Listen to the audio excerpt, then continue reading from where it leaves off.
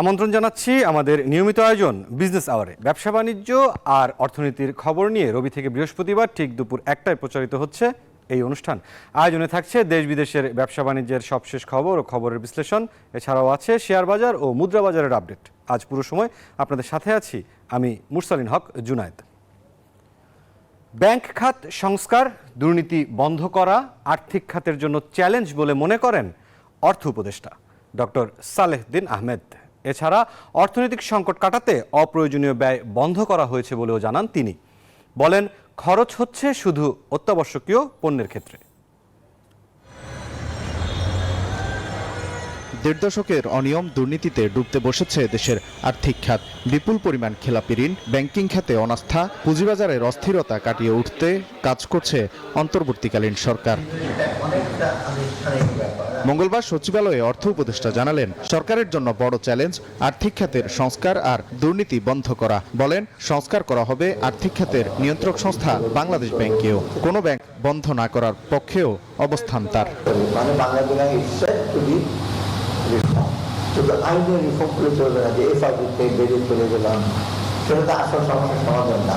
আপনার এখানে supervision, monitoring, policy making এটা ঠিক করতে হবে। দুর্বল কোম্পানির তালিকাভুক্তি করা আর কারসাজিতে যে অস্থিরতা পুঁজিবাজারে, সেটি সমাধানে নানা উদ্যোগের কথাও জানান ডক্টর সালেহউদ্দিন আহমেদ। পাশাপাশি বিমা খাতের কোম্পানিগুলোর অনিয়মের বিষয়েও কাজ করবে সরকার।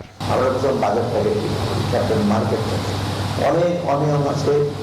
এই যে 420 কোটি টাকা ফাইন করা হয়েছে, 21-22 তারিখে অনিয়ম ধরা পড়েছে। আর্থিক খাতের দীর্ঘদিনের যে ক্ষত, সেটি ছড়িয়ে পড়েছে জাতীয় রাজস্ব বোর্ডেও। ফলে ভ্যাট ট্যাক্স আদায়ে এনবিআর এর সিস্টেম অটোমেশন করার কথাও জানান অর্থ উপদেষ্টা। ওয়ালিদ সাকিব, নিউজ 24, ঢাকা। নতুন করে আরও 3 ব্যাংককে 265 কোটি টাকার তারল্য সহায়তা দেওয়া হয়েছে। এ নিয়ে 6,850 কোটি টাকা ধার পেল সংকটে থাকা ব্যাংকগুলো। নতুন 3 ব্যাংককে তারল্য সহায়তা দিয়েছে ডাচ বাংলা, সিটি, ইবিএল এবং পূবালী ব্যাংক পিএলসি। মঙ্গলবার বাংলাদেশ ব্যাংকের মুখপাত্র হুসনে আরা শিখা সাংবাদিকদের এসব তথ্য জানান। তবে নতুন করে সহায়তা পাওয়া ব্যাংকগুলোর নাম জানায়নি কেন্দ্রীয় ব্যাংক। এর আগে তারল্য সহায়তা দিতে দুর্বল 7টি ব্যাংকের সাথে চুক্তি করে বেশ কিছু সবল ব্যাংক, যেখানে এই ঋণের গ্যারান্টারের ভূমিকায় থাকবে বাংলাদেশ ব্যাংক।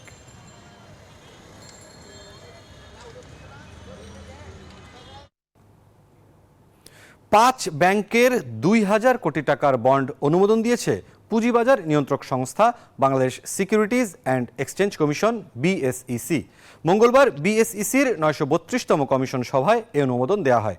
সংস্থাটির তথ্য মতে বন্ড ছেড়ে 400 কোটি টাকা করে উত্তোলন করবে ঢাকা ব্যাংক ও ব্যাংক এশিয়া। এছাড়া ইসলামী ব্যাংকের 500 কোটি, এক্সিম ব্যাংকের 250 কোটি এবং ট্রাস্ট ব্যাংকের 450 কোটি টাকার বন্ড অনুমোদন দিয়েছে বিএসইসি।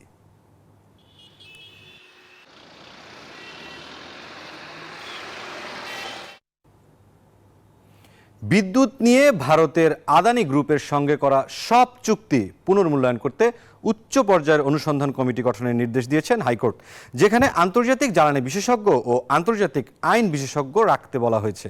একই সঙ্গে বিদ্যুৎ নিয়ে ভারতের আদানি গ্রুপের সঙ্গে অসম চুক্তি বাতিল করতে কেন নির্দেশনা দেওয়া হবে না তা জানতে চেয়ে রুল জারি করেছেন হাইকোর্ট।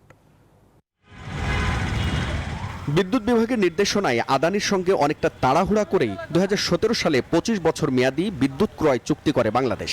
কিন্তু এই চুক্তি নিয়ে বিভিন্ন সময়ে উঠেছে নানা অনিয়মের অভিযোগ।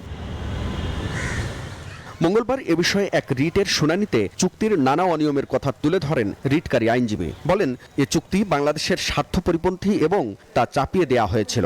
আবেদনে চুক্তি বাতিল চাইলে রুল সহ নির্দেশনা দেন হাইকোর্ট। অসম এবং অন্যায্য বাংলাদেশের স্বার্থের পরিপন্থী এই চুক্তিটা বাতিল করার জন্য কেন নির্দেশনা প্রদান করা হবে না, এই মর্মে রুল ইস্যু করেছেন।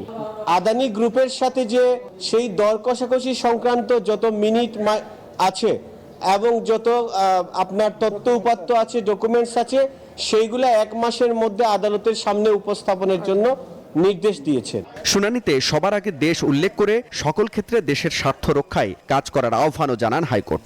প্রতারণামূলকভাবে আমাদের জাতির উপর এই চুক্তিটাকে চাপিয়ে দেওয়া হয়েছে, যেটার খেসারত আমাদের 18 কোটি মানুষকেই দিতে হবে।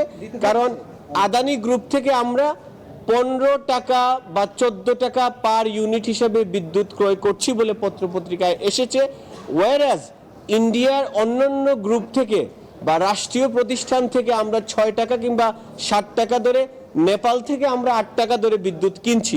একই সঙ্গে মন্ত্রী পরিষদ সচিবকে 1 মাসের মধ্যে কমিটি গঠন করে পরবর্তী 2 মাসের মধ্যে আদালতে প্রতিবেদন দাখিল করতে বলেছেন। হাবিবুল ইসলাম হাবিব, নিউজ 24, ঢাকা। কুইক রেন্টালের আড়ালে রাষ্ট্রের হাজার হাজার কোটি টাকা হাতিয়ে নিয়েছে দেশের একটি চক্র। শুধু ক্যাপাসিটি চার্জের নামেই লুট হয়েছে 29,000 কোটি টাকা। সব মিলে গত 15 বছরে বেসরকারি বিদ্যুৎ কেন্দ্রগুলোকে 1,06,000 কোটি টাকার বেশি ক্যাপাসিটি চার্জ দিয়েছে বিগত সরকার, যার বড় অংশ পাচার হয়েছে বিদেশে। বিশেষজ্ঞরা বলছেন, দেশের টাকা লুটপাট করতেই বিনা টেন্ডারে পছন্দের প্রতিষ্ঠানকে বিদ্যুৎ কেন্দ্র দিয়ে ব্যবসা করার সুযোগ করে দিয়েছিল আওয়ামী সরকার। এসব বিদ্যুৎ কেন্দ্রের মেয়াদ আর না বাড়ানোর পরামর্শ বিশ্লেষকদের। রিয়াদ সুবনের প্রতিবেদনে বিস্তারিত।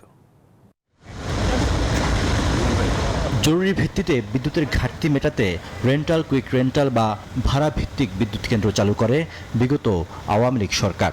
2010 সালে বিনা টেন্ডারে দায়মুক্তি আইন করে এসব বিদ্যুৎ কেন্দ্রের লাইসেন্স দেওয়া হয়। 3 বছরের জন্য লাইসেন্স দেওয়া হলেও দফায় দফায় মেয়াদ বাড়িয়ে কোনোটি চলেছে 10 বছর পর্যন্ত। এর মধ্যে এখনও চালু আছে কয়েকটি ভাড়াভিত্তিক বিদ্যুৎ কেন্দ্র। এসব বিদ্যুৎ কেন্দ্রের উৎপাদন খরচ বেশি, পাশাপাশি ক্যাপাসিটি চার্জও নির্ধারণ করা হয় অতি উচ্চ হারে।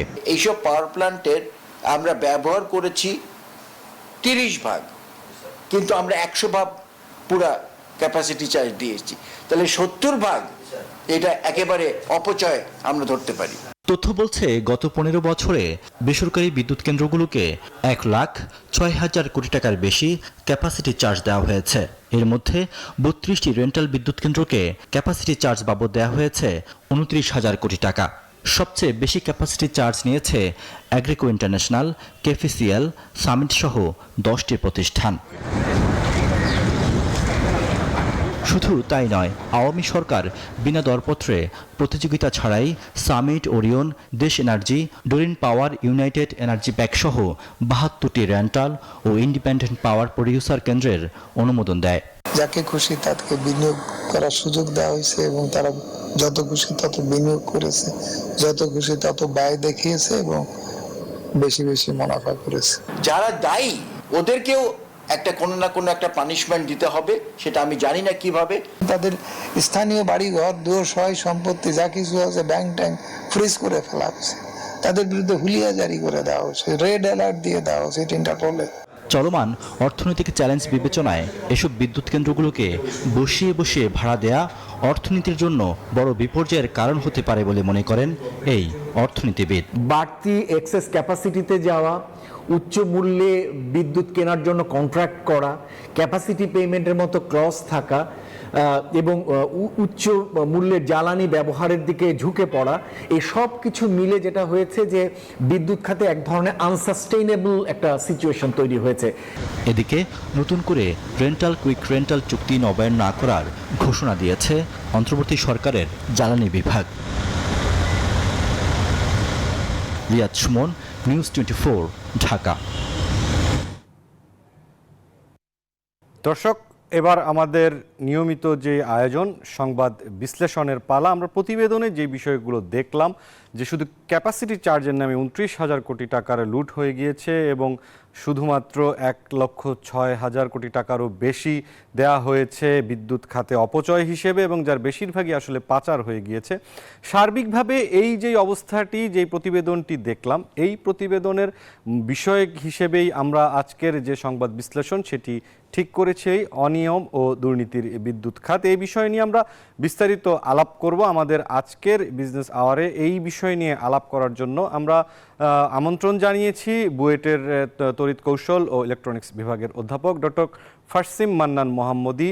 তাকে আমরা একটু তার সাথে সরাসরি কথা বলতে চাই। ডক্টর ফারসিম, আপনি আশা করি আমাদের শুনতে পাচ্ছেন। ডক্টর ফারসিম, আপনাকে বিজনেস আওয়ারে আমন্ত্রণ। আপনি শুনতে পাচ্ছেন? ফারসিম, আমরা প্রতিবেদনে যে বিষয়গুলো দেখলাম, যে 29,000 কোটি টাকা শুধুমাত্র ক্যাপাসিটি চার্জের নামেই দেয়া হয়েছে, আরও নানাবিধ বিষয় কিন্তু আমাদের এই বিদ্যুৎ খাতে বিগত 15 বছর ধরে সমালোচনার জায়গা ছিল। গবেষক, অর্থনীতিবিদ, বিশ্লেষকরা বলেছিলেন। শুরুতে যে বিষয়টি জানতে চাচ্ছি যে জ্বালানি নীতিমালাটা হয়েছিল সেটি আসলে কতটুকু উপকার হয়েছে রাষ্ট্রের জন্য, দেশের জন্য, জনগণের জন্য, আপনি কিভাবে দেখেছেন? জ্বালানি নীতিমালা যেটা হয়েছে সেটা তো কেবল হলো আসলে, এবং এটার স্টেক হোল্ডার্স মিটিং গুলাতে কিন্তু সেভাবে একাডেমিকদের তেমন ডাকে নাই। তো এখন এই এই এই এই নীতিমালাটা দিয়ে আমরা আসলে কত দূর যেতে পারবো সেটা একটা সন্দেহ থেকে যায়, সেই সন্দেহের জায়গাটা আছে, এবং এখানে অনেকগুলো লিমিটেশনও ছিল। তো সেই লিমিটেশন গুলা তো অ্যাড্রেস করা হয় না। তো এখন নীতিমালাতে একটা হচ্ছে যে আইইপিএমপি, যেটা সমন্বিত জ্বালানি ও বিদ্যুৎ পরিকল্পনা, আবার অন্যান্য ক্লাইমেট প্রসপেরিটি প্ল্যান আছে, আবার অষ্টম পঞ্চবার্ষিক পরিকল্পনা। কোন পরিকল্পনা আমরা নিব সেটাও কিন্তু সরকারের পক্ষ থেকে কোনো স্বচ্ছ বার্তা ছিল না। এবং মজার ব্যাপার যে 3-4টা বিভিন্ন প্ল্যান, পরিকল্পনা ইত্যাদি, এগুলার এক একটার প্রজেকশন এক এক রকম, যে 2041 সাল নাগাদ কেউ বলছে এই পরিমাণ রিনিউয়েবল এনার্জি আনতে হবে, কেউ বলছে ওই পরিমাণ রিনিউয়েবল এনার্জি আনতে হবে। এই সমন্বয়টা নাই। তো এরকম সমন্বয়হীন একটা জ্বালানি, মানে এই মুহূর্তে কিন্তু আমি বলবো যে কোনো পরিকল্পনা নাই। This is not called a planning, this is মানে এবং এখানে জ্বালানি নিরাপত্তার যদি প্রশ্ন আসে, জ্বালানি নিরাপত্তা এমন একটা জিনিস, এটা একটা চলমান প্রক্রিয়া। আমাদের এমন কোনো আমরা ডকুমেন্ট বা আমাদের একটা বই আমি লিখে দিতে পারবো না যে জ্বালানি নিরাপদ এখন থেকে বাংলাদেশ, সেটা আসলে কিন্তু হবে না। কারণ আমাদের নিজস্ব কোনো সোর্স কিন্তু সেরকম নাই, এবং গ্যাস, প্রাকৃতিক গ্যাস, সেটাও কিন্তু ডুইন্ডলিং, এটা কমে যাচ্ছে, বা এবং পরবর্তী কোনো আবিষ্কার কূপের সেটার তো আমরা কোনো দেখছি না। ফলে জ্বালানি নিরাপত্তা যে ইস্যুটা, সেটাও কিন্তু এই প্ল্যানগুলো সেভাবে আসেনি। তবে এটা কতগুলো রেগুলেটরি অ্যাফেয়ার, কতগুলা এর মাধ্যমে টাস্ক ফোর্স করে যারা সারাক্ষণ বিদেশি মার্কেটগুলো দেখতে থাকবে, বিভিন্ন জ্বালানি কেনার বিষয়, আমাদের নিজস্ব জ্বালানিগুলা উৎপাদন বিষয় 2 নাম্বার, 3 নাম্বার হচ্ছে যে আমাদের যে সাস্টেনেবল এনার্জি প্ল্যানগুলা, সেইগুলোর দিকেও তো আস্তে আস্তে আস্তে যেতে, মানে আমরা এখনই বলছি না এখনই যাও, কিন্তু এই 3টা রকমের, মানে জ্বালানি উৎসের 3 রকম নিয়ে কিন্তু আমরা সেই সমন্বিত ইয়েটা আমরা কিন্তু আস্থা পাচ্ছি না আমরা একটা পরিকল্পনাতেও। তো ডক্টর তাসনিম, আপনি যে এই বিষয়গুলো বললেন শেষ দিকে, তার একটি বিষয় নিয়ে জানতে চাচ্ছিলাম যে সাস্টেইনেবল যে এনার্জির কথা বলছেন, সার্বিকভাবে আমাদের দেশের যে পরিস্থিতি রয়েছে এই জ্বালানি, বিদ্যুৎ, খনিজ সম্পদ খাতে, এই সাস্টেইনেবল এনার্জির জন্য আসলে করণীয় কি, আপনার কি পরামর্শ থাকতে পারে? সাস্টেনেবল এনার্জির মূল কথা হচ্ছে যে আমরা একটা টেকসই জ্বালানি, মানে হচ্ছে যে আমাদের রিনিউয়েবল এনার্জি গুলা আমাদেরকে এক্সপ্লোর করতে হবে। তো বাংলাদেশের ক্ষেত্রে হচ্ছে যে সোলার খুবই পটেনশিয়াল, উইন্ডেরও কিছু পটেনশিয়াল আছে এবং আরো একটু থাকতে পারে, এবং জলবিদ্যুৎ আমরা একটাই আছে আমাদের। এর বাইরে আমাদের এখানকার যে টেরেইন, বাংলাদেশের ভৌগোলিক যে পরিবেশ, সেখানে এর বেশি আমরা বড় কোনো এনার্জি আমরা পাবো না। তবে আমরা ক্রস বর্ডার থেকে, নেপাল বা ভুটানের এইসব জায়গা থেকে আমরা আনতে পারি বিদ্যুৎ। তো এখন এইটার জন্য যেটা দরকার, প্রথমত হচ্ছে যে এই নবায়নযোগ্য যে শক্তিগুলোর উৎসগুলো, এগুলো সবই খুবই ইন্টারমিটেন্ট বা ভ্যারিয়েবল, মানে এই লোডগুলো খুব এরকম ওঠানামা করে। এরকম ইন্টারমিটেন্ট সোর্স বা ভ্যারিয়েবল রিনিউয়েবল এনার্জি লোড আমাদের গ্রিড কিন্তু নিতে পারবে না। আমাদের গ্রিড কিন্তু ফ্র্যাজাইল, ভঙ্গুর। এই পরিমাণ ভ্যারিয়েবল লোড আসতে থাকলে একটা পর্যায়ের পর 4-5 হাজার মেগাওয়াট সর্বোচ্চ এই এখনকার যে ক্যাপাবিলিটি আমাদের গ্রিডের, জাতীয় গ্রিডের আছে সক্ষমতা, এর বাইরে কিন্তু সে নিতে পারবে না। তাহলে প্রথমে আমাকে কিন্তু গ্রিডটার দিকে, জাতীয় গ্রিডের সক্ষমতার প্রশ্নে, এবং সেটাকে মজবুত করতে হবে। আমরা জানি যে এই পর্যন্ত যে জেনারেশন বিদ্যুৎ উৎপাদনে যে পরিমাণ টাকা আসছে, সেই পরিমাণ বিনিয়োগ কিন্তু আমরা গ্রিডে, সঞ্চালন লাইন এবং বিতরণ লাইনে কিন্তু আমরা পাই নাই। তো সেদিকে কিন্তু নজর দিতে হবে, এবং ওটা বাড়লে, ওই সক্ষমতাটা বাড়লে আমরা তখন ভ্যারিয়েবল রিনিউয়েবল এনার্জি গুলাকে আরো বাড়াতে পারবো।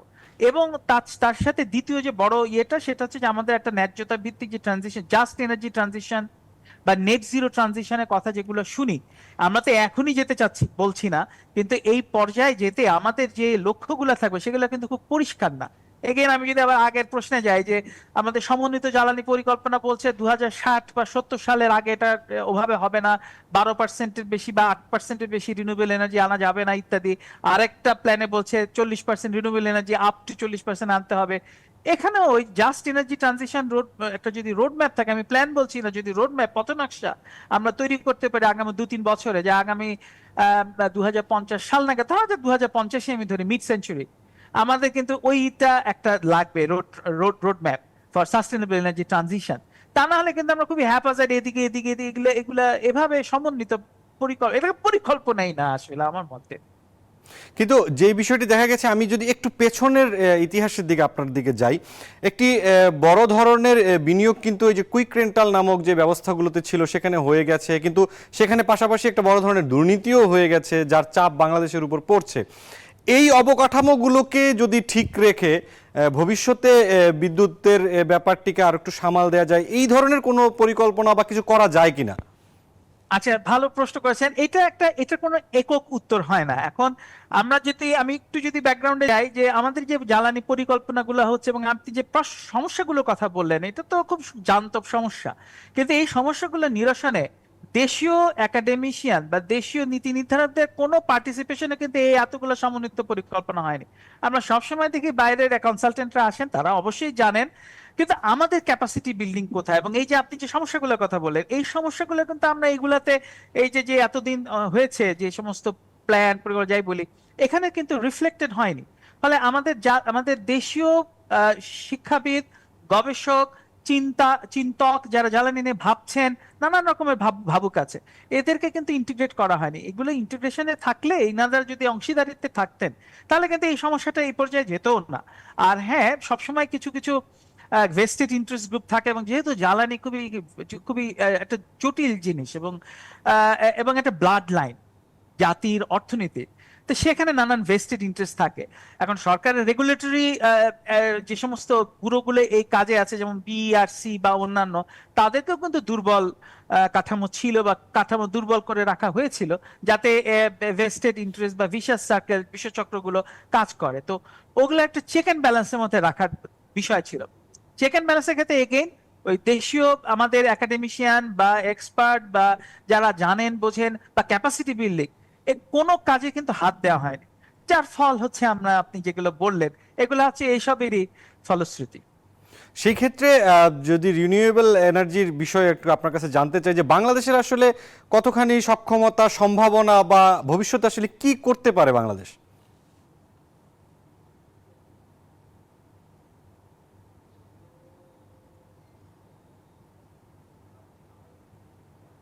স্যার, আমরা যেই প্রশ্নটি করছিলাম, জানতে চাচ্ছিলাম যে রিনিউয়েবল এনার্জি, এই এনার্জিটির একটি অংশ আপনি উত্তর দিয়েছেন যে এক ধরনের যে সমঝোতা, সম্পর্ক, এই জায়গাগুলো আসলে নেই, একসাথে কাজ করা হচ্ছে না সবার সমন্বিত উদ্যোগে। আমি জানতে চাচ্ছিলাম স্যার, রিনিউয়েবল এনার্জির ক্ষেত্রে বাংলাদেশের সক্ষমতা, সম্ভাবনা, ভবিষ্যৎ করণীয় কি থাকতে পারে? সেটার ক্ষেত্রে হচ্ছে যে আমাদের কিছু রোডম্যাপ করা প্রয়োজন। একটা প্রচেষ্টা নেওয়া হয়েছিল বেশ বেশ 2-3 বছর আগে। সেটা একটু একক প্রচেষ্টা ছিল। আমরা চেয়েছিলাম যে এটা একটা জাতীয় পর্যায়ে বিভিন্ন অংশীদারিত্বের অংশ নিয়ে, তাদের মতামত নিয়ে, এবং একটা more or less more informed decision ভিত্তিক একটা প্ল্যান হওয়া উচিত, কিন্তু সেটা শেষ পর্যন্ত আর হয়নি। এখন যে যে প্রতিষ্ঠানগুলো এগুলো করার কথা, সেই প্রতিষ্ঠানগুলো সেভাবে কাজ করছেন না বা চাইছেন না বা সক্ষমতা নেই। সেক্ষেত্রে বুয়েট বা কুয়েট বা রুয়েট বা চুয়েট, আমাদের যে বিশ্ববিদ্যালয়গুলো আছে, ইঞ্জিনিয়ারিং, প্রিমিয়ার ইঞ্জিনিয়ারিং ইউনিভার্সিটিস, সেই সাথে আরো ইকোনমিক্সের আমাদের আরো অন্যান্য ভালো, যেমন সেন্টার ফর পলিসি ডায়ালগে যারা ইকোনমিক্স, তারা কাজ করছেন, এদেরকে নিয়ে আমাদেরকে একটা সমন্বিত পরিকল্পনা জাস্ট ফর রিনিউয়েবল এনার্জি, এইটা কিন্তু একটা নিতে হবে। এবং সেটা কিন্তু অংশীদারিদের সাথে, স্টেক হোল্ডারদের সাথে ভালো করে মিটিং করে যদি আমি না করি, তাদের মতামতটা যদি রিফ্লেক্ট না হয়, এবং প্রপার এবং সুইটেবল ফোরকাস্টিং, এনার্জি মডেলিং, এইগুলো যদি ইস্যুগুলো না আসে, তাহলে কিন্তু এগুলো বারবারই প্রশ্নের সম্মুখীন হবে। এটা একটা সমস্যাই রয়ে যাচ্ছে। এবং ওই রোডম্যাপ, এবং আমরা যদি এখন একটা জাস্ট এনার্জি ট্রানজিশনের রোডম্যাপ করতে পারি, এবং সেখানে আমাদের অনেক বিদেশি অনেক সংস্থার আবার একটু ইন্টারেস্ট আছে, তাহলে এগুলাকে যদি আমরা চ্যানেল করি, তাহলে সম্ভবত আমাদের একটা রিনিউয়েবল এনার্জির একটা পলিসির দিকে আমরা একটা একটা একটা একটা পথ নকশার দিকে আমরা যেতে পারি। এটা খুবই দরকার এখন, একটা সলিড, মান্য, তথ্যভিত্তিক পথ নকশা। স্যার, এই রিনিউয়েবল এনার্জির প্রসঙ্গে যদি এক সম্পূরক প্রশ্ন আপনার কাছে রাখতে চাই, যে সোলারের ব্যবস্থা নিয়ে বেশ চাঞ্চল্যকর একটি অবস্থান ছিল, বেশ উদ্যোগ দেখা গিয়েছে, বিভিন্ন বিল্ডিংয়ে বসানোর এক ধরনের চাপও প্রয়োগ করা হয়েছিল নীতিমালার মধ্য দিয়ে। কিন্তু এই যে সোলারের যে ব্যবস্থা বা অন্যান্য যে রিনিউয়েবল এনার্জির ক্ষেত্রে যে অবকাঠামোমূলক যেই ব্যবস্থাগুলো, সেইগুলোর কি বাংলাদেশের স্থাপনের সক্ষমতা আছে? আপনার এই প্রশ্নের উত্তর এক কথায় দেওয়া সম্ভব না। আমি যদি একটু ভাগ করে বলি, যে একটা হচ্ছে solar rooftop, which is very much possible, এবং যদি আমাদের ভালো নীতিগুলো থাকে এবং এনফোর্সমেন্ট থাকে এবং প্রণোদনা থাকে, বাড়ির মালিক কেন এটা বসাবে, তাকে তো একটা প্রণোদনা দিতে হবে এবং পরিষ্কারভাবে দেখাতে হবে। অপরিষ্কার অস্বচ্ছ কথাবার্তা বলে একজন বাড়িওয়ালা বাড়ি মালিক কেন এটাতে আগ্রহী হবে? তো এটা কিন্তু হয়নি। আমরা নীতিমালা করা হয়েছে, নেট মিটারিং ইত্যাদি, কিন্তু সেই বাড়ি মালিককে কিন্তু খুব ভালো করে বোঝানো হয়নি, বা ওইভাবে আসে না আমরা করে দিই, আপনি দেখেন আপনার লাভ হলে আপনি রাখবেন না, লাভ হলে তো এটা সে কেন রাখবে না। কিন্তু এই ধরনের একটা ফ্রেন্ডলি অ্যাপ্রোচ কিন্তু হয়নি। এটা হঠাৎ করে খুব মানে বকা দেওয়া হলো যে কেন হচ্ছে না, সাথে সাথে আমরা কিছু বসিয়ে ফেললাম, এটা তো হয় না, এটা তো হয় না। আচ্ছা, আরেকটা হচ্ছে যে বড় যেগুলো, যেমন আমাদের আরএমজি সেক্টরে বড় বড় রুফটপ আছে, সেখানে কিন্তু তারা বসাচ্ছেন অনেক ফ্যাক্টরি রুফটপে, এবং তারা কিন্তু খুব ভালো বিদ্যুৎ পাচ্ছেন এবং তাদের দে আর ভেরি হ্যাপি। এখন এইটাকে যদি আমরা স্কেল আপ করি, অনেকগুলো যখন আসে এবং তারা যদি তাদের মতো করে ব্যবহার করা শুরু করে বড় বড় রুফটপে, তাহলে এটা কিন্তু একটা খুব ভালো সম্ভাবনা হচ্ছে। এবং আমাদের কয়েকজন দেশীয় গবেষকই আছেন, তারা এই নিয়ে খুব ভালো কাজ করেছেন। তাহলে রুফটপে খুব ভালো সম্ভাবনা। আচ্ছা, এখন যদি আমি আসি যে বড় 200-300 মেগাওয়াট সোলার, সেখানে জমি অধিগ্রহণে কিছু সমস্যা রয়েছে, প্র্যাকটিক্যাল সমস্যা। এগুলো প্র্যাকটিক্যাল সমস্যা, এগুলোকে মানতে হবে, আমাদের এই সমস্যাটা আছে। তবে যেমন ধরেন ইজিসিবি যেটা করেছেন, ইলেকট্রিসিটি গ্রিড কোম্পানি, তারা সোনাগাজীতে একটা খুব চমৎকার প্ল্যান করেছে, যে নদী বন্ধ করে কিছু পতিত জমি সৃষ্টি করেছে, নদীর পানিটা অন্যভাবে চ্যানেলে নিয়ে যাচ্ছে, নিচু ভূমিতে সোলার প্ল্যান বসিয়েছে এবং সেটা খুব ভালো কাজ করছে। এই ধরনের যদি আমরা জমি তৈরি করতে পারি, অনাবাদি জমিগুলোকে ব্যবহার করতে পারি, এবং আমাদের দেশে এগুলো কিন্তু ল্যান্ড ম্যানেজমেন্ট করা সম্ভব, সেক্ষেত্রে এটা কিন্তু করা যায় এবং এটা আমরা খুব ভালো স্কেল আপ করতে পারি। কিন্তু এটা কিন্তু ওই যে এগেইন একটু with some planning, with some inform decision making, এবং সোলার রেডিয়েশন কোথায় ভালো, আবার লোড সেন্টার থেকে খুব বেশি দূরে হলে আবার এগুলা কস্ট বেড়ে যাবে। ফলে জমির দাম যদি আপনি আবার ফ্যাক্টর ইন করেন, তাহলে ওই বড় স্কেলের সোলার প্ল্যান্টে এই মুহূর্তে কিন্তু দাম বেড়ে যাবে। রুফটপে কিন্তু যেহেতু জমির দাম যুক্ত না, ওখানে কিন্তু পার ইউনিটে আবার দামটা কম আসে। তা এই প্র্যাকটিক্যাল ইয়েগুলো মাথায় রেখে আমরা কিছু সেডার নেতৃত্বে এই কাজগুলো করা সম্ভব, আমাদের সরকারের যে সেডা আছে সেটা। এই হচ্ছে আমার উত্তর হবে। জি স্যার, তাহলে আমি যদি একটু সংক্ষেপে কিছু প্রশ্নের উত্তর জানতে চাচ্ছি, যে বিদ্যুৎ তো নানাভাবে উৎপন্ন করা যায়, আবার বিদ্যুৎ ধরেও রাখা যায় না, এটি আসলে ব্যয় করতেই হয়। দিন শেষে আসলে আপনাদের কি মনে হয় যে আগামীর বাংলাদেশে সাশ্রয়ে কিভাবে আসলে কোন পথে বিদ্যুৎ উৎপাদনের দিকে বাংলাদেশ যেতে পারে? কেননা বিদেশ থেকে যে আমদানির অভিজ্ঞতা গেল 15 বছরে বাংলাদেশের হয়েছে, সেটিকে যদি মাথায় রেখে আপনি উত্তর দেন। আচ্ছা, সেটা ক্ষেত্রে বলতে গেলে আপনাকে তো লং টার্ম প্ল্যানে যেতে হবে, এবং লং টার্ম প্ল্যানে যেতে গেলে আপনাকে ওই যে এগেইন সেই ভালো একটা সমন্বিত প্ল্যান লাগবে, এবং এবং আমাদেরকে দেখতে হবে যে আগামী 10 বছর আমাদের বৈশ্বিক জ্বালানি পরিস্থিতি কি, ভূগোলের পরিস্থিতি, কারণ geopolitics would be very important. আমাকে জ্বালানি নিরাপত্তার ক্ষেত্রে আমাকে কিছুদিন কিন্তু ইম্পোর্টের উপর থাকতে হবে, আমি চট করে ইম্পোর্ট বন্ধ করে দিয়ে আমি পারবো না। এবং অ্যাট দ্য সেম টাইম আমাদের কিন্তু ওই যে নবায়নযোগ্য যে জ্বালানি উৎসগুলো আছে, সোলার আর উইন্ডি যদি বলি, সেগুলার যে আধুনিক গবেষণাগুলো আছে, এগুলো সব আমাদের দেশে করা সম্ভব হয়নি, সামনে সেটা দেখতে হবে। কিন্তু এগুলোর জন্য প্রচুর বিনিয়োগ লাগে। যদি আমার ক্যাশ ইয়ে থাকে, আমার যদি অর্থাভাব থাকে, কথার কথা, তাহলে আমাকে একটু দেখতে হবে যে অন্য পার্শ্ববর্তী যে দেশগুলো যারা রিসার্চ ইন্টেন্সিভ, তারা কি ধরনের রিসার্চ করছে, এবং সেক্ষেত্রে আমাদেরকে সেই রিসার্চ পার্টনারশিপ করে ওই অ্যাডভান্স টেকনোলজি আমাদেরকে নিয়ে আসতে হবে। তাই অ্যাডভান্স টেকনোলজি আমি নিয়ে আসতে পারি আগামী 10-20 বছরে, তাহলে আমি স্লোলি রিনিউয়েবলের দিকে যেতে থাকবো। কারণ সব টেকনোলজি আমাদের সেই ইকোসিস্টেম ছিল না, রাতারাতি এটা হয় না। ওইটা আবার তখন আমরা জ্বালানি ইম্পোর্টেড স্থানে আমাদেরকে ইম্পোর্ট।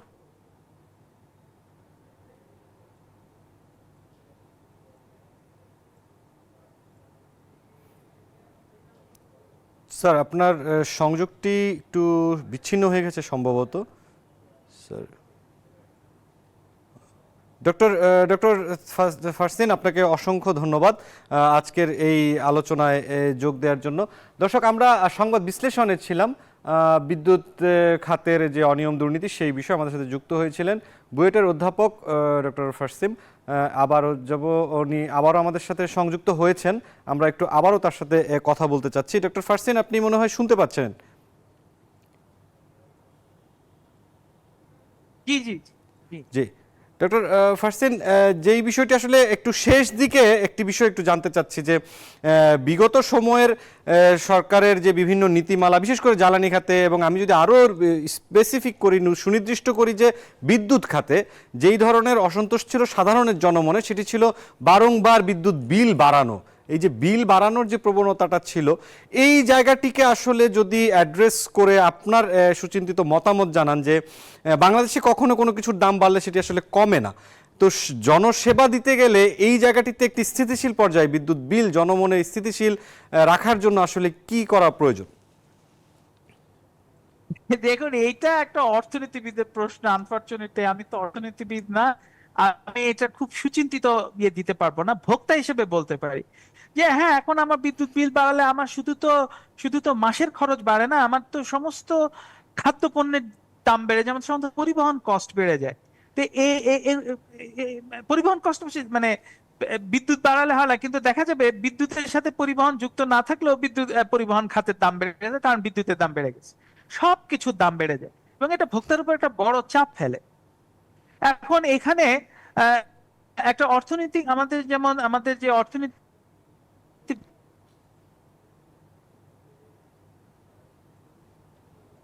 বন্ধুরা আছেন, তারা মাঝে মাঝে প্ল্যান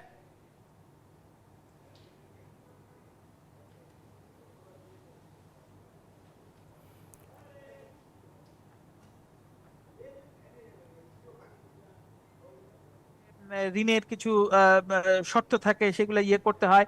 এবং আমাদের দেশে কিন্তু তারপরেও বিদ্যুৎ কিছুটা বোধহয় কেউ কেউ বলে থাকেন কিছুটা বোধহয় সস্তা, কারণ আমি এই অ্যানালিসিস গুলো করিনি কখনো, কিন্তু কেউ কেউ বলে থাকেন এটা কিন্তু এখনো সুলভ রিলেটিভলি। তো সুলভ হলেও সেইটা একটা পর্যায়ে তো রাখতে হবে, সহনীয় পর্যায়ে রাখতে হবে, কারণ এটার সাথে আমাদের অর্থনীতি, বিশেষ করে ইনফ্লেশন এগুলো খুবই মুদ্রাস্ফীতি জড়িত, মূল্যস্ফীতি।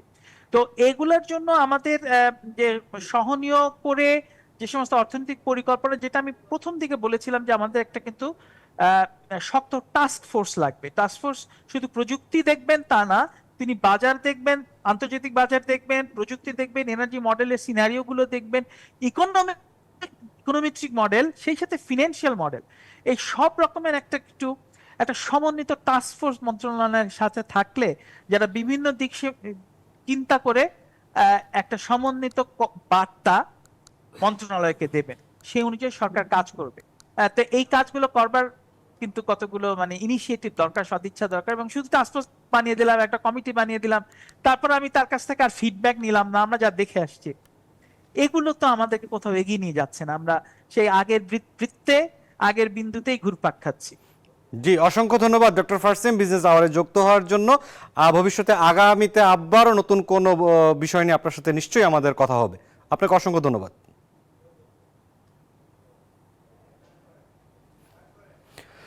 দর্শক, এতক্ষণ আমরা ছিলাম সংবাদ বিশ্লেষণে বিদ্যুৎ খাতের অনিয়ম দুর্নীতি নিয়ে। আমাদের সাথে যুক্ত হয়েছিলেন বুয়েটের অধ্যাপক ডক্টর ফারসিম।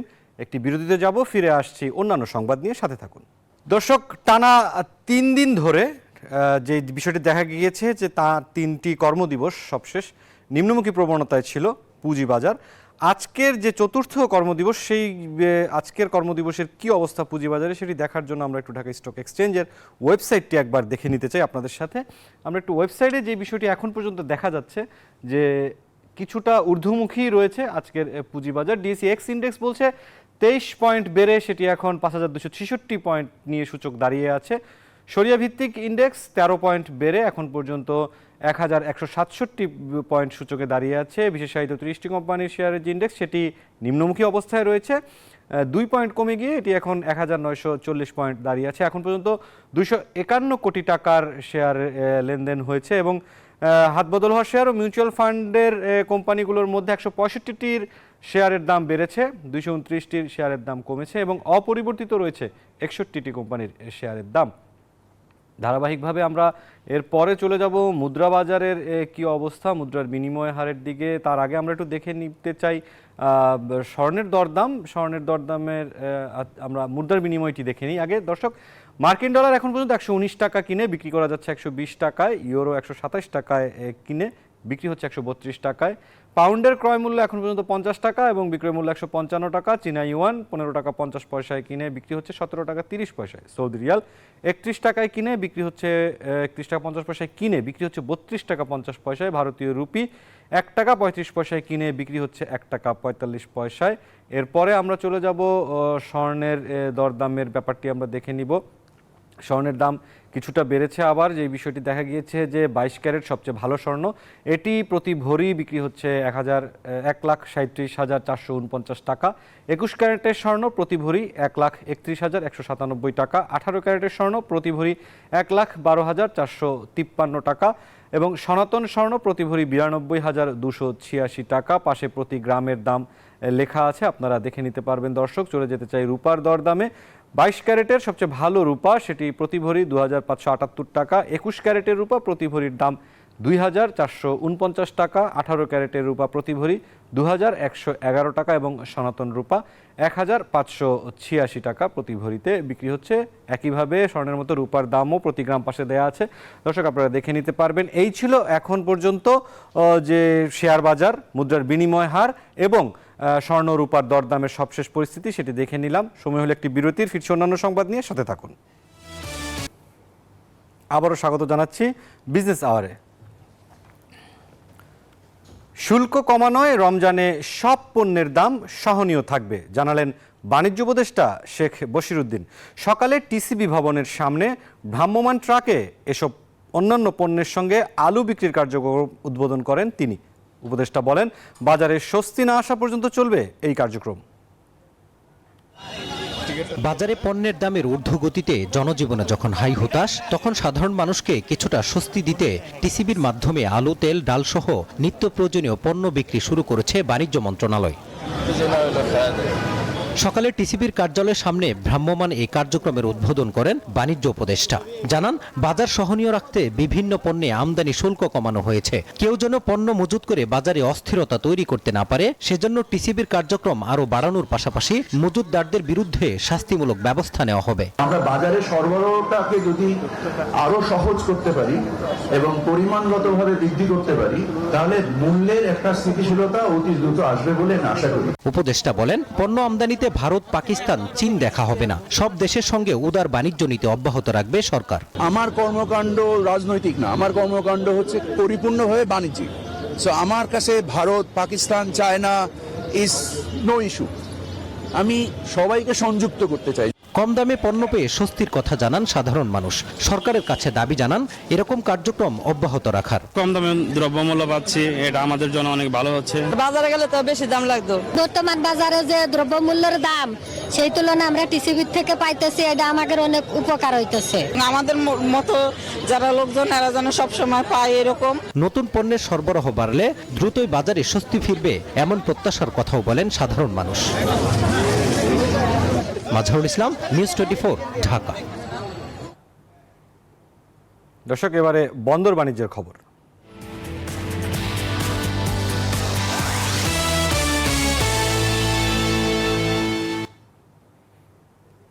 দর্শক, বাণিজ্য উপদেষ্টার যেই কথা আমরা জেনে আসলাম, তার প্রেক্ষিতে আমরা একটু চট্টগ্রামের বাজার পরিস্থিতি জানতে চাই। সেখানে কি অবস্থা রয়েছে আজকের দিনে, আমাদের সাথে সরাসরি যুক্ত হচ্ছেন সহকর্মী নয়ন বড়ুয়া জয়। নয়ন বড়ুয়া জয়, আপনি শুনতে পাচ্ছেন? জয়, এখন পর্যন্ত বাজারের কি অবস্থা? আপনি যদি বিশেষ করে আলু, পেঁয়াজ এবং চাল এর পাশাপাশি অন্যান্য যে তরিতরকারি বিষয়গুলো রয়েছে, আপনার কাছে কি তথ্য আছে আমাদের জানাবেন।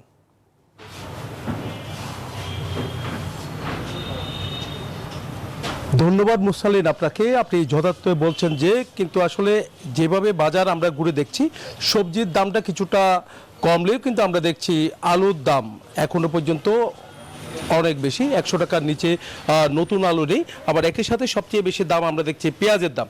পেঁয়াজের দাম কোনোভাবে কমছে না। খাতুনগঞ্জের বাজারগুলো যেমনটা আমরা দেখেছি পেঁয়াজের কোনো কমতি ছিল না, কিন্তু দেখা যাচ্ছে পেঁয়াজের দামই কিন্তু এখনো পর্যন্ত 100 টাকার উপরে তারা বিক্রি করছে। 115 থেকে 120 টাকা কেজিতে খুচরা বাজারে পেঁয়াজ বিক্রি করা হচ্ছে। খাতুনগঞ্জের বাজার আমরা দেখেছি ভারত থেকে আমদানিকৃত যে পেঁয়াজ, সেই পেঁয়াজ বাজার দখল করছে পাইকারি বাজার। তবে খুচরা বাজারেও সেই পেঁয়াজের সরবরাহের কোনো ঘাটতি আমরা দেখছি না। রসুনের দামও কিছুটা বাড়তে শুরু করেছে। চীন থেকে আমদানিকৃত যে রসুন দেখতে পাচ্ছে, সেই রসুন কিন্তু সাজিয়ে রাখা হয়েছে, রসুনের দামও কিছুটা বেড়েছে। তবে আদার দাম কিছুটা আমরা দেখছি ভারতের কেরালার যে আদা, সেই আদার দামটা কিছুটা কম আছে। আবার দেশে উৎপাদিত আদা আছে, সেই আদার দামও কিছুটা কম আছে। তবে চীন থেকে আমদানিকৃত যে আদা দেখতে পাচ্ছেন, এই চীন থেকে আমদানিকৃত যে আদা, সেই আদার দাম এখনো অনেক বেশি, বলতে যে 250 টাকার উপরে তারা বিক্রি করছে। একই সাথে অন্যান্য যে আইটেমগুলো দেখতে পাচ্ছেন, হলুদ থেকে নিয়ে শুকনো মরিচ থেকে নিয়ে এগুলির দামও কিছুটা বেড়েছে। একই সাথে আমরা একটু দেখাতে চাচ্ছি চালের বাজারটা, আমরা একটু দেখাতে চাচ্ছি চালের দাম আরও কিছু কমার কথা রয়েছে।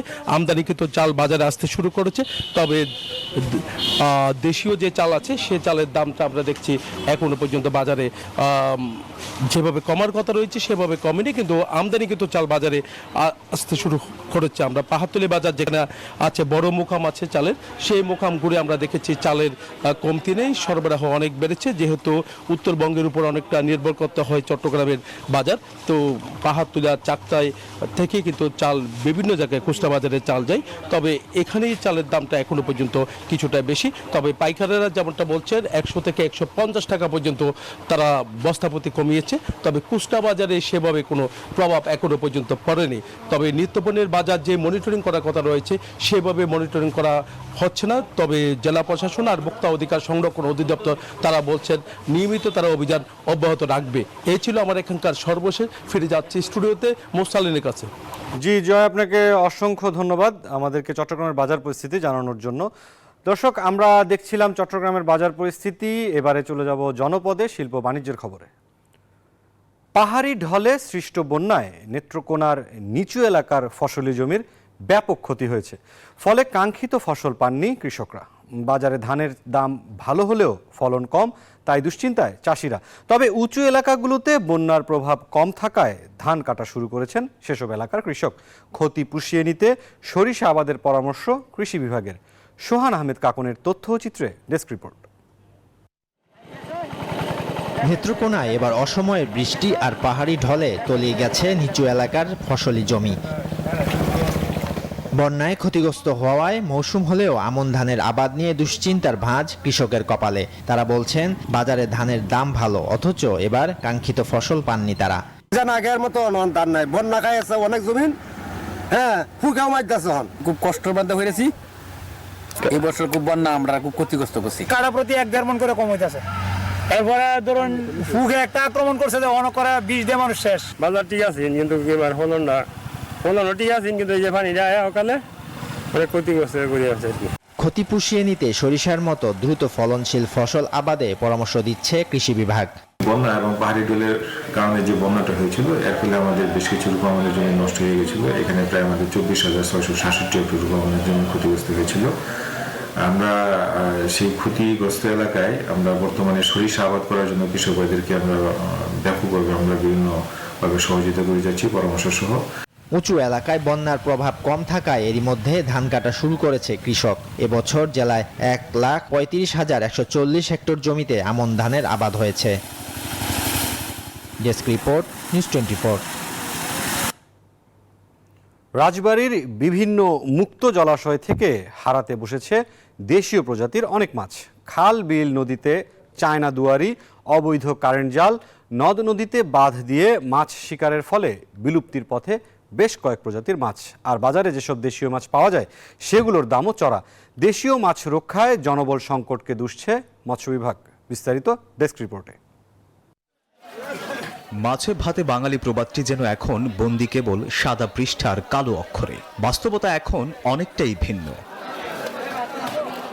বাঙালির পাতে বাতাসি, রয়না, গুতুম, পাবদা, শোল, গজার, মলা, ঢেলা এমন নানা দেশীয় মাছের দেখা মিলত একসময়। কিন্তু বর্তমানে নিষিদ্ধ চায়না ও কারেন্ট জাল, নদীতে অবৈধ বাঁধ দেয়া সহ জলাশয় সেচে মাছ ধরা এসব মাছ এখন হারাতে বসেছে। মাছটা মারি ফেলে হলো চায়না জালে, সেই কারণে হলো মনে করেন মাছের উৎপাদন হলো একটু কম। চায়না জালে একবার ছোট থেকে বড় তোমার ধরে, ওটা মানে একবার বেতন তোমার শেষ হয়ে যায়। দেশি মাছ এর ভিতর গুতুম, রয়না, অনেক ধরনের মাছই নাই। এসব জাল তো বটেই, জনবল সংকটকে দুষছে জেলা মৎস্য বিভাগ।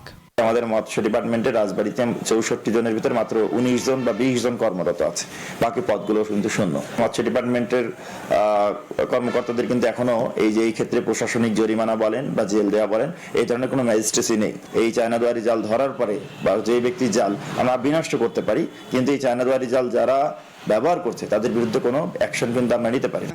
মুক্ত জলাশয়ের মাছ রক্ষায় তৎপর জেলা প্রশাসন। জেলা প্রশাসক জানান, সুনির্দিষ্ট অভিযোগ পেলেই নেওয়া হবে ব্যবস্থা। আমাদের এই দেশীয় যে ঐতিহ্য আছে মাছে ভাতে বাঙালির, সেই ঐতিহ্যের একটা অংশ। আমাদের কাছে সুনির্দিষ্ট অভিযোগ আসলে আমরা অবশ্যই তাদের বিরুদ্ধে আইনানুগ ব্যবস্থা নেব। ঠিক সময়ে উপযুক্ত পদক্ষেপ নিলে মুক্ত জলাশয়ের মাছ রক্ষা সম্ভব বলছেন সংশ্লিষ্টরা। Desk report, news 24। আবারও নতুন রেকর্ড গড়ল জনপ্রিয় ক্রিপ্টোকারেন্সি বিটকয়েন। প্রথমবারের মতো $94,000 মাইল ফলক অতিক্রম করেছে বিটকয়েনের দাম। আন্তর্জাতিক বার্তা সংস্থা রয়টার্সের তথ্য মতে ডোনাল্ড ট্রাম্পের সামাজিক যোগাযোগ মাধ্যম কোম্পানির সঙ্গে ক্রিপ্টো ট্রেডিং ফার্ম বাক্ট অধিগ্রহণ নিয়ে আলোচনার খবর বাজারে আসতেই এই ঘটনা ঘটেছে বলে ধারণা করা হচ্ছে। রয়টার্স জানায়, এই ক্রিপ্টোকারেন্সি চলতি বছরে দ্বিগুণের বেশি বৃদ্ধি পেয়েছে। বুধবার এশীয় সময়ে বিটকয়েন $92,104 লেনদেন চলছিল, যেখানে আগের সেশনের শেষ দিকে বিটকয়েনের সর্বোচ্চ মূল্য $94,078 স্পর্শ করেছিল।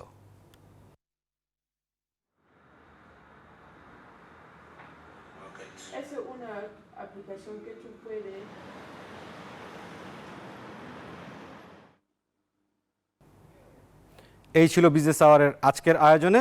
সাথে থাকার জন্য অসংখ্য ধন্যবাদ।